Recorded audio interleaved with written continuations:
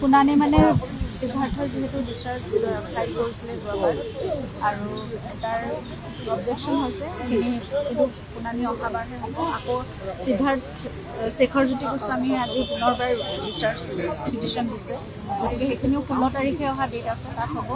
আৰু মহাবীৰ একুৱাই লগতে সিদ্ধাৰ্থ শৰ্মাৰ ফ্লেটৰ কাৰণে যিটো এটাচমেণ্ট আছিলে পিটিশ্যন, সেই সকলোখিনি অহা 16 তাৰিখে হ'ব। গতিকে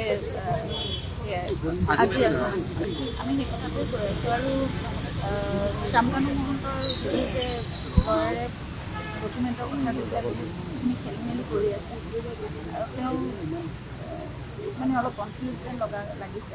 গতিকে সেই কথাবোৰ চাওঁ আমাৰ 16 তাৰিখে আকৌ কি হয়। আৰু আমি বাৰে বাৰে বিশেষ আদালতখনৰ কথা কৈ আছোঁ, এখন নহ'লে নহ'ব।